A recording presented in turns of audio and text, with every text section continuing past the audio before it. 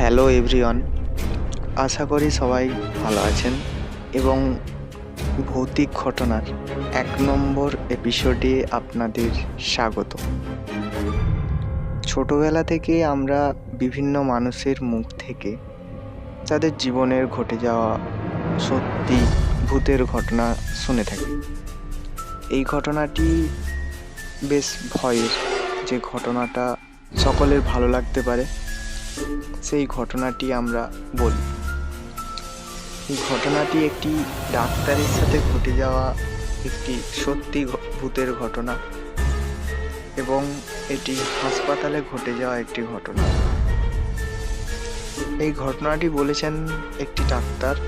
এটি একটি সত্যিকারের ঘটনা। শুরু করলাম আজকের 1 নম্বর এপিসোড।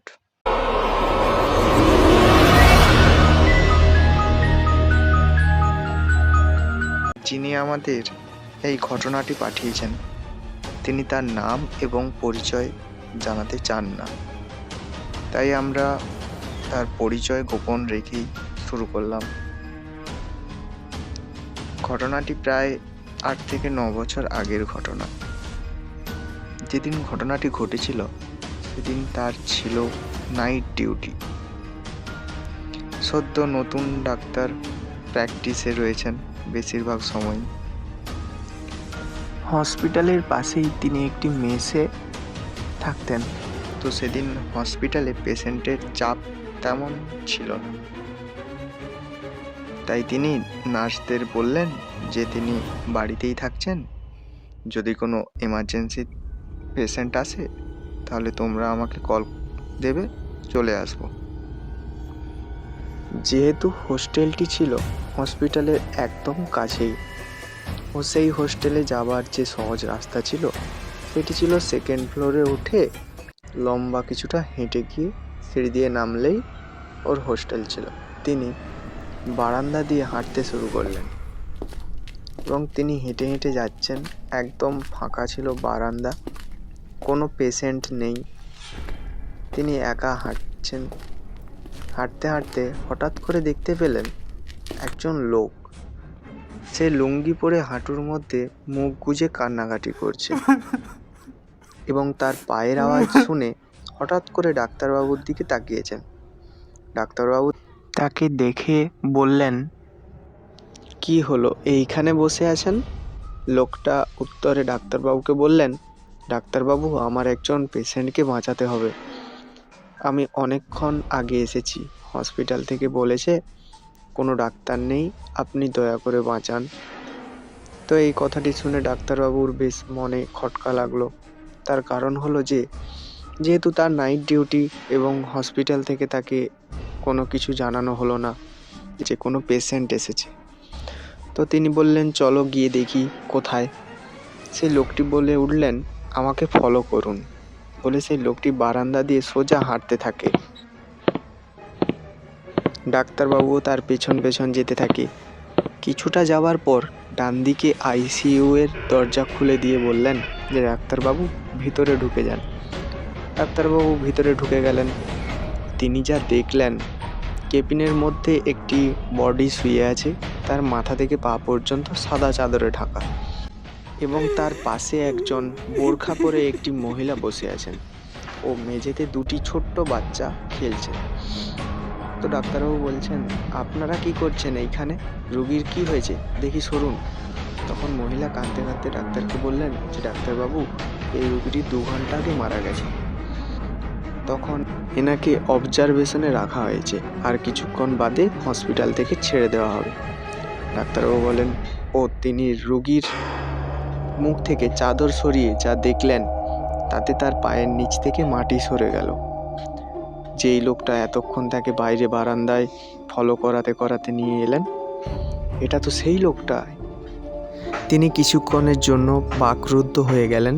তিনি কিছু বলতে পারলেন না এবং তিনি সেখানে কিছু না বলে সেইখান থেকে ওই রুমের দরজা দিয়ে বেরিয়ে সোজা হাঁটতে থাকলেন। ঘটনাটি ততক্ষণ পর্যন্ত যাচ্ছিল খুব সাধারণ, কারণ ঘটনাটির এখানেই শেষ নয়, বরং ঘটনাটি শুরু হয় এইখান থেকেই। সেই রাতে ডাক্তারবাবুর আর ঘুম আসলো না। তিনি কারোর সাথে কোনো কথা না বলে নিজের বাড়িতে গিয়ে তিনি অনেকক্ষণ চুপচাপ বসে রইলেন, সিগারেটের পর সিগারেট খেলেন। এটা তার সাথে কি হলো, এই কেমন ঘটনা? যাই হোক, দেখতে দেখতে আরও কয়েকটা দিন কেটে গেল এবং ডাক্তার সেই ঘটনাটি প্রায় ভুলে গেছেন এবং এই ঘটনাটিকে তিনি আর কোনো প্রাধান্য দেননি, কারণ তিনি জানেন হসপিটালের কাজ করার সময় এই রকম ঘটনা ঘটে যেতেই পারে, কারণ ডাক্তার পেশাতে এই রকম অনেক অলৌকিক ঘটনা ঘটে থাকে এবং আরও জানেন যে এইগুলো হতেই পারে। এবং সেকেন্ড যেই ঘটনাটি তার সাথে ঘটেছিল, এই ঘটনাটি প্রায় আনুমানিক 16 দিন বাদে একদিন হসপিটালে প্রচণ্ড ভিড় এবং তার ডে শিফটে কাজ, আউটডোরে এত ভিড়, যেই বারান্দাটা পার হতে তার মিনিটও লাগতো না, সেদিন প্রায় 5 থেকে 10 মিনিট লেগে যাচ্ছিল, এত লোকের সমাগম। তো ডাক্তার সেই ভিড় কাটিয়ে সবাইকে সরিয়ে হেঁটে যাচ্ছে, হঠাৎ করে ভিড়ের মাঝের মধ্যে থেকে তার সামনে এসে তাকে একজন বলল, ডাক্তারবাবু, সেই দিন যে বললাম আপনাকে সাহায্য করতে, করলেন না তো, আজ একটু সাহায্য করুন। ডাক্তারবাবু তাকিয়ে থাকলেন। তখন ডাক্তারবাবু প্রায় একদম বোবা হয়ে গেছিল। এটা তো সেই লোকটা যে সেই দিন তাকে আইসিইউ পর্যন্ত নিয়ে গেছিল এবং রুমের রোগীর চাদর সরানোর পর এই লোকটার মুখ দেখেছিল। ডাক্তারবাবু সেইখান থেকে কিছু না বলে ভিড়ের মধ্যে থেকে কোনো রকমে পাশ কাটিয়ে তিনি দৌড়ে চলে গেলেন ক্যান্টিনে। একা বসে চুপচাপ কয়েক কাপ চা খেলেন এবং তিনি মনে মনে ভাবলেন, এইগুলো কি হচ্ছে আমার সাথে। তিনি ঠিক করেন যে হোস্টেলে যাবেন না, হোস্টেলে গিয়ে তিনি একা থাকতে পারবেন না, কারণ তিনি বুঝতে পারছেন তার ধীরে ধীরে তার মানসিক ভারসাম্য হারিয়ে যাচ্ছে। তিনি ভয় পেতে শুরু করেছেন। তিনি ঠিক করলেন বেশ কিছু দূরে তার বন্ধুদের একটা মেস আছে, সেইখানে রাতটা তিনি বন্ধুদের কাছে মেসে গিয়ে থাকবেন এবং সেইখানে তার অনেক বন্ধুরা আছে। তাই তিনি হসপিটাল থেকে বেরিয়ে গেলেন। বেরিয়ে গিয়ে একটি রিক্সা ধরলেন এবং রিক্সায় গিয়ে আকাশ পাতাল ভাবতে ভাবতে তিনি মেসের দিকে যাচ্ছেন। যেতে যেতে তিনি হঠাৎ করে রিক্সা চালককে দেখে তার মনে হলো যেন চেনা চেনা লাগছে। তখন শীতের কাল, রিক্সাওয়ালা গায়ে শাল পরে আছেন।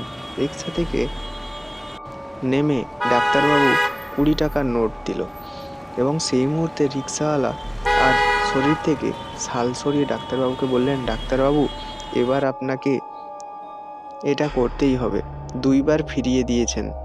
এই কথাটি শোনা মতেই এবং রিক্সা চালকের মুখের দিকে তাকানো মতে ডাক্তারবাবু সেখানে থমকে দাঁড়িয়ে পড়লেন। এটা তো সেই লোকটাই যার সাথে বারবার দেখা হচ্ছে। কি হচ্ছে তার সাথে, এটা তিনি কিছু বুঝতে পারছেন না। তিনি কি মানসিকভাবে ভারসাম্য হারিয়ে ফেলেছেন? তখন রিক্সাওয়ালা তার হাতে 10 টাকার নোট গুঁজে দিয়ে রিক্সা নিয়ে চলে গেলেন। ডাক্তারবাবু পাগলের মতো চিৎকার করতে করতে এলেন তার বন্ধুদের মেসে দেখলেন যে একজন বন্ধু রয়েছে, বাকি বন্ধুরা তখন কাজে চলে গেছেন। তখন তিনি তার বন্ধুকে বললেন, 1 কাপ কফি বানা কড়া করে, এবং তিনি বসে খুব ভাবতে ভাবতে 10 টাকার নোটটি যে রিক্সাওয়ালাটি দিয়েছিল খুলে দেখেন। সেই নোটটার মধ্যে একটা ঠিকানা লেখা আছে, একটা গ্রামের। এবং ডাক্তারবাবু সেই মুহূর্তে বুঝতে পারলেন যে এই লোকটা বারবার তার সাথে দেখা করছে, কিন্তু ক্ষতি করতে চান না, বরং একটা কিছু বলতে চায়। তো ডাক্তারবাবু ওর বন্ধুকে ওই যে ঠিকানাটা দিয়েছিল রিক্সাওয়ালা, সেই ঠিকানাটি জিজ্ঞেস করলো। বলল যে এই গ্রামটা কোথায় বলতো? বন্ধু বলল, এটা খুব দূর নয়, এইখান থেকে 20-30 মিনিট দূরে। তো ডাক্তারবাবু পরের দিন সকালবেলা ঘুম থেকে ওঠার পর সে চলে গেল সেই গ্রামে এবং গ্রামে গিয়ে ওই ঠিকানাটিতে গিয়ে উনি যা দেখলেন, সেই বোরখা পরা যেই মহিলা উনি হসপিটালে দেখা হয়েছিল, ওই মহিলা এবং সেই 2টি বাচ্চা তারা খেলছে মাঠের মধ্যে। তিনি মহিলাকে দেখে অবাক হয়ে গেলেন। মহিলাটি ডাক্তারবাবুকে বললেন, ডাক্তারবাবু আপনি? ডাক্তারবাবু বললেন, হ্যাঁ, বসুন বসুন ডাক্তারবাবু। বললেন, না না ঠিক আছে, আপনি ঠিক আছেন তো? সেই দিন যে মারা গিয়েছিল উনি আপনার কে হন? এই প্রশ্নের উত্তরে মহিলা ডাক্তারবাবুকে বললেন, তিনি আমার স্বামী ছিলেন। ডাক্তারবাবু বললেন, কী রোগ হয়েছিল?